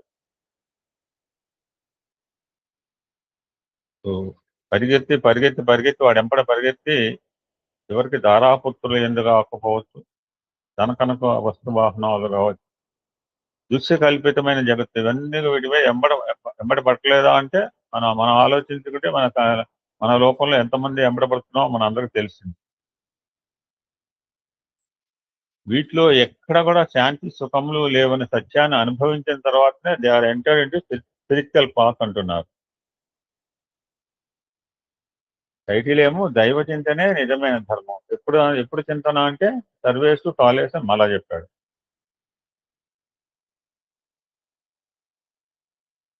We should not feel. అలాంటి వృద్ధులు, మేమేం వృద్ధులం కాదు, పెద్ద but they should not feel. ఎందుకంటే జీవితంలో భగవత్ చింతన చేయని వారి కంటే, those who are not at all touching God name, భగవంతుని గురించి ఆలోచన కానీ, ఆయన సంకల్పం కానీ, ఆయన మాట కానీ తీసుకురాని వాళ్ళకంటే అట్లీస్ట్ వృద్ధాప్యంలోనైనా ఈ స్పిరిచువల్ పాత్లో ఎంటర్ అయిన వాళ్ళు బెటర్ దాన్ దోస్ అదర్స్ అంటున్నారు స్వామి. ఎవరైతే ఈ మార్గంలో ప్రవేశించారో వారి స్థితి కొంత మెరుగనే చెప్పారు. అసలు దానికంటే ఇది బెటరే కదా. ఇందాక కూడా చెప్పింది, ఎప్పుడు చదువుకోవాలి ఈ గ్రంథం అంటే ఎప్పుడైనా చదువుకోవచ్చు.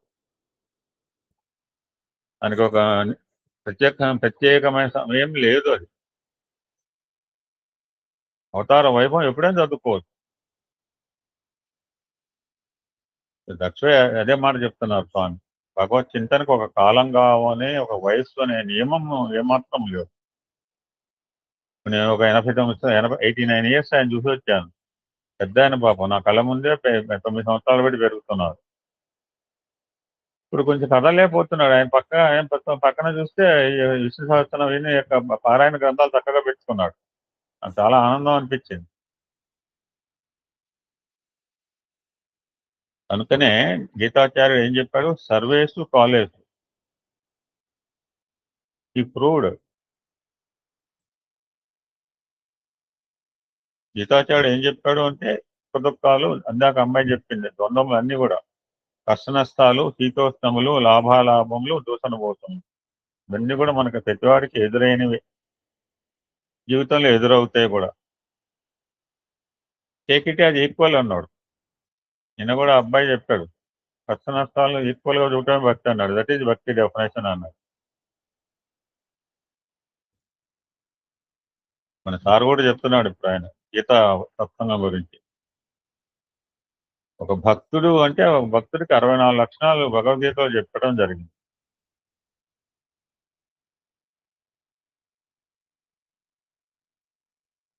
మీ 64 రకాలు ఉన్నాయా అని ఎవడైనా మనం లిస్ట్ రాసుకుని నేను దగ్గర ఉన్నాయా అని మనం పరిశీలిస్తే వెరీ డిఫికల్ట్. నేను భక్తుడిని అంటే అయితే మన జేబులో కాగితం తీసి మనం చెప్పి నువ్వు టిప్పులు పెట్టమంటే అది చేయలేము. అదే గీతాచార్యుడు అదే చెప్తున్నాడు. ఇవన్నీ కూడా భక్తుని యందు ఉన్నాయా అని విచారించడం ఇట్స్ వెరీ డిఫికల్ట్. బట్ ఇవన్నీ కూడా రెండిట్లో ఇమిడి ఉన్నాయి. ఈ 64 రకాల లక్షణాలు అనేవి రెండు లక్షణాల్లో ఇమిడి ఉన్నాయి అని చెప్తున్నాడు. అవి ఏమిటంటే మనం ముచ్చరించిన అభ్యాసము, వైరాగ్యం. అదే సబ్జెక్ట్ కంటిన్యూ చేస్తున్నారు స్వామి.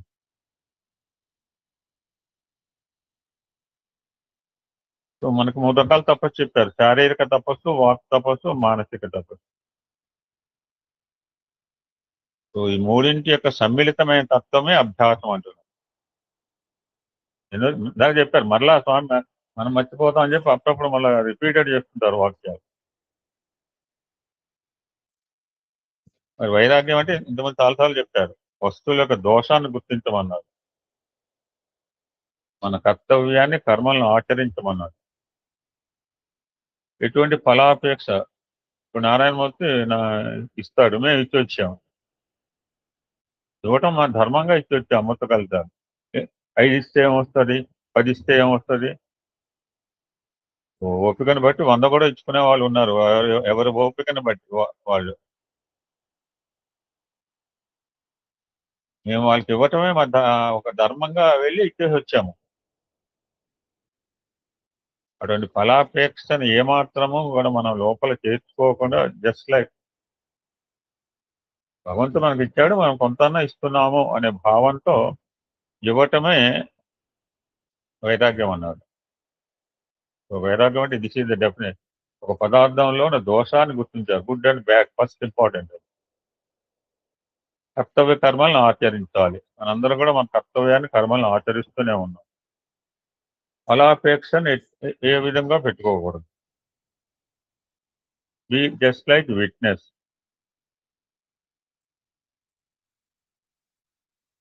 ఏ మానవుడైతే ఈ 2 కూడా పదాలు, ఎంటైర్ ఎసెన్స్ ఆఫ్ భగవద్గీత ఇదే, అభ్యాసము, వైరాగ్యం. అర్జునుడే మొత్తుకున్నాడు, ఎంత కష్టం బావా అని చెప్పి. నువ్వు కష్టం అనుకుంటున్నావు, but these are the 2 remedies.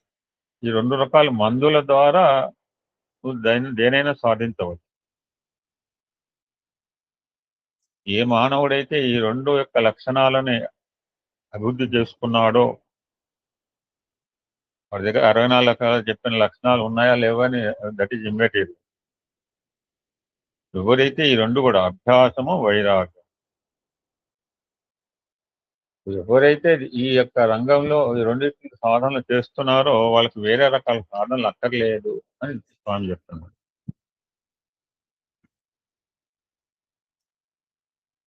So ఇటువంటి క్వాలిటీస్ కావాలంటే మొక్కై వంగందే మానై వంగుతుందా అని మనకు సామెత కూడా ఉంది. సో ఇటువంటి వాటికి బాల్యము, యవ్వనము, వయసు చాలా ఇంపార్టెంట్ అంటున్నారు. భగవద్గీత ఎవరు ముసలాళ్ళకి కాదు, యువకులకి చెప్పాలని చెప్తుంటారు. ముసలాళ్ళు ఎలాగ భగవద్గీత చదువుతారు, భగవద్గీత ఆచరించే ప్రయత్నం చేస్తారు. గీతను ఆచరించవలసిన వారు ఒంట్లో బాగా చేవన్న యువకులు.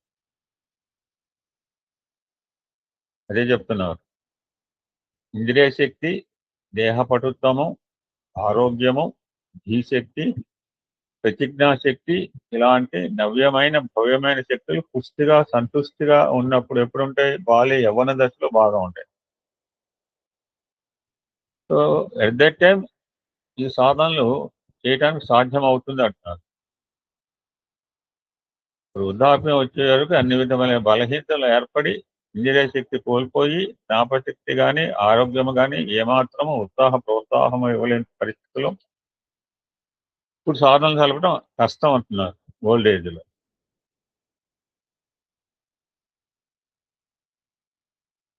మీరు పెద్దవాళ్ళని పక్కన పెట్టేస్తే పెద్దవాళ్ళని పక్కన పెట్టలేదు మన సంస్థలో. పెద్దవాళ్ళ యొక్క కనుసైగల్లో యువకులు నలుచుకోమన్నారు. ఇప్పుడు సంస్థలో యువతకు ప్రాధాన్యం ఇవ్వమని చెప్పినా పెద్దవాళ్ళని పక్కన పెట్టమని ఎక్కడా చెప్పలేదు. సో ఓల్డ్ ఏజ్లో ఇవన్నీ కూడా కంట్రోల్గా ఉండదు, ఆరోగ్యం ఉండదు, జ్ఞాపశక్తి అవుతుంది. సో ఆ స్థాయిలో సాధనలు చేయమంటే కష్టం అని అంటున్నాడు గీతాచార్యుడు. అట్లయిన వాళ్ళకి వాళ్ళకి మార్గమే లేదా? No, they should not think like that.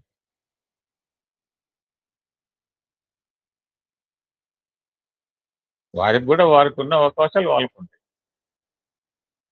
But బాలకులకి యువకులకు ఇది లభ్యం కావడం సత్యము అని గ్యారంటీ అందించారు కదా. ఇది 100% గ్యారంటీ ఫర్ బాల్యంలో ఉన్న వాళ్ళకి యువకులకి యూత్. ఎట్లా అంటే ఒక ఎగ్జాంపుల్ చెప్తారు. ఇది పూర్వకాలం అండి, మేము కూడా హ్యావ్ డన్ ఇట్. నాకు తెలుసు, మీలో కూడా కొంతమంది చేస్తుండొచ్చు. ఎట్లా అంటే హోటల్ ఉంది, నేను టికెట్లు కొనుక్కునే వాళ్ళం, నెల టికెట్లు. ఆహారం కొరకు ఆర్డర్ ఇచ్చి టికెట్లు కొని టికెట్ దగ్గర పెట్టుకున్నప్పుడు రోజుకో చీటీ ఇచ్చేవాళ్ళం. ఇప్పుడు క్యాంటీన్ ఉంది, క్యాంటీన్లో టికెట్లు ఉంటేనే భోజనం పెడతారు అక్కడ. ఇది చెప్పింది ఎప్పుడో 50 సంవత్సరాల క్రితం స్వామి.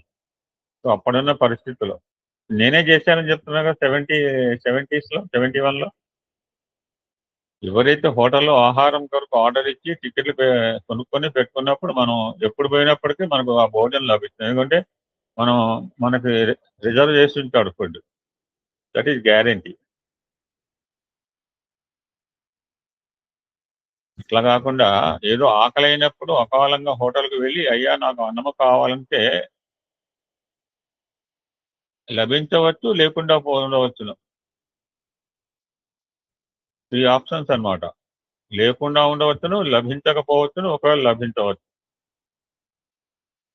Depends upon their charge. నేను సందర్భంలో ఒకసారి నేను లేట్గా పోతే లాస్ట్ డోస్ వేసిచ్చాడు ఒక హోటల్లో నాకు. ఇది మీరే లాస్ట్ సార్, దీంతో హోటల్ క్లోజ్ అన్నాడు. సో ఇది కేవలం వారి యొక్క ఛాన్స్ పైన ఆధారపడి ఉంటుంది. But there is no guarantee అనేది లేదంటాడు.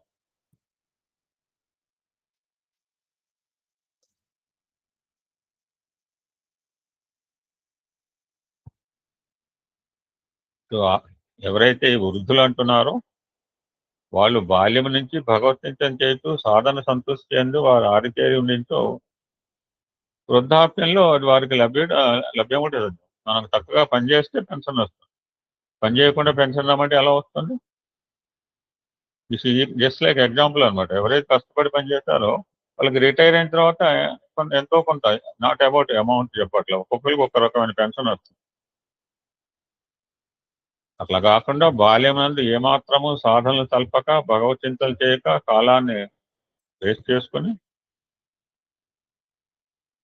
ఇంద్రియముల చేత దేహము చేత అనేక విధములైన లౌకికమైన క్షుద్రమైన సుఖములు అనుభవించి వృద్ధాప్యం వచ్చిన తర్వాత నేను భగవంతుని పొందాలని తాకులాడితే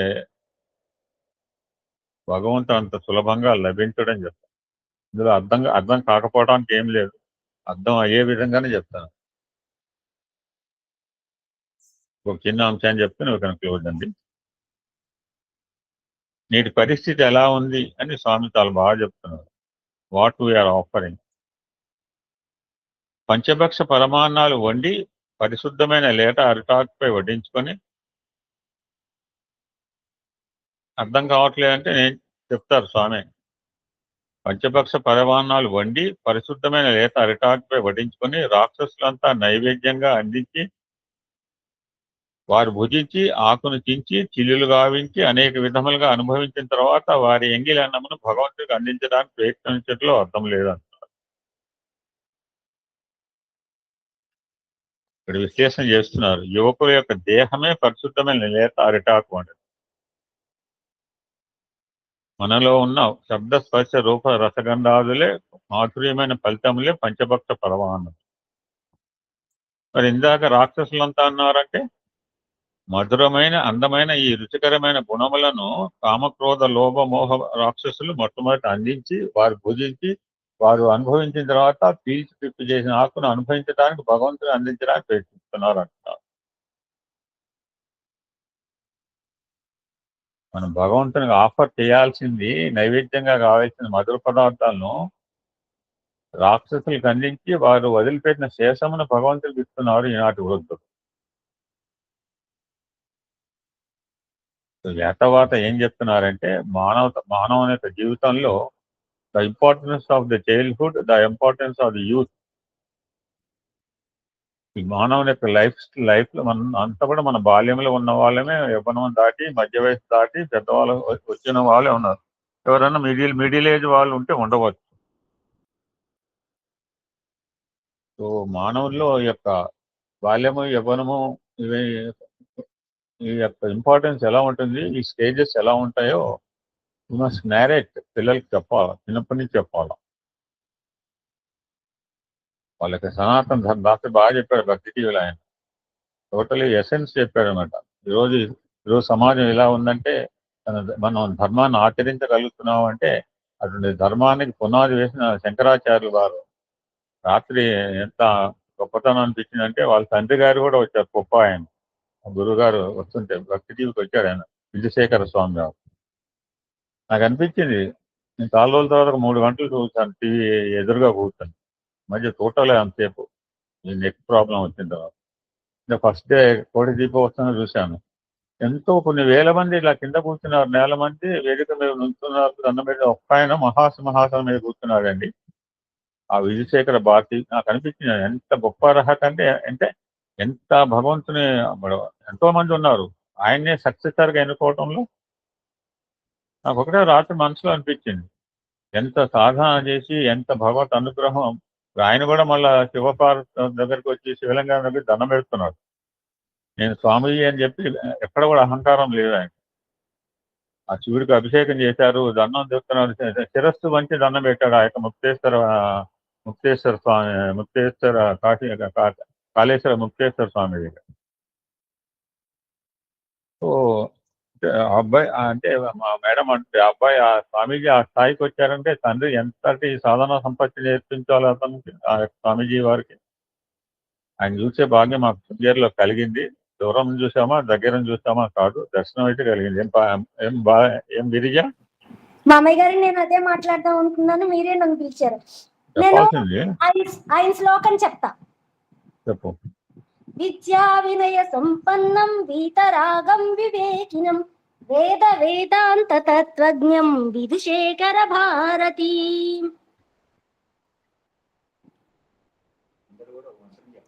అందరినీ ఒక మంత్రం చెప్పమన్నారు కదా. అసలు నమశంకరాయ చెప్పించాడు. అందరూ 3 సార్లు అనుకోండి. లోపల ఆయన ఒక మంత్రం ఇచ్చారండి, ఓపెన్ గా ఇచ్చాడు, ఎవరికి చెవిలో చెప్పలా. అక్కడ కూర్చున్న అందరికి కోడి దీపోత్సవంలో పాల్గొన్న భక్తులందరికీ ఓపెన్ గా చెప్పిన మంత్రం నమ శంకరాయ. ఎందుకంటే నమ శివాయ అని మనం అంటూనే ఉంటాం. నమ శంకరాయ అంటే శంకరుడే, శంకరుడు వేరు శివుడు వేరు కాదు.